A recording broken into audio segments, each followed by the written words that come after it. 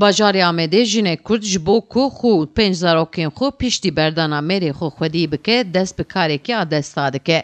Jina Kurd 17 salan zewcandî dimîne. 14 salan li paytexta Îranê li Tehranê dijî. Dûvre vedigere bajarê Amedê û ji mêrê xwe cihê dibe. Piştî wê jiyan jî aliyê aborî ve ji bo wê dibe zehmet. Ji bona wê hinî çêkirina tûrikên desta dibe.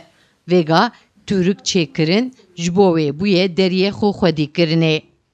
Karê dest e. Makîne yani nav îşê me de tune. Em hemî tişt bi desta çê dikin, ji boyaxa wî bigirin, heya dirûna wî, hemî çî wî bi dest e. Hemî tişt.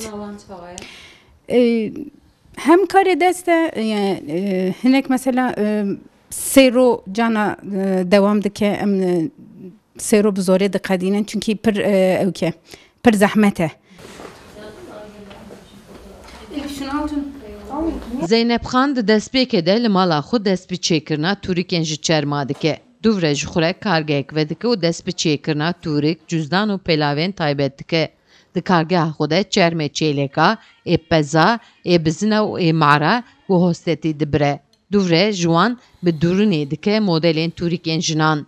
Jina Kurd amaje pê dike ku çêkirina tûrikên ji çermê gelek zehmet e.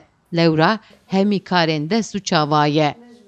3 salî berê ez çûm kurs, li kursê ez elimîm, yani min pir jê hez kir, pir jî min re xweş hat û min got ez ê vîya yani edame bidim.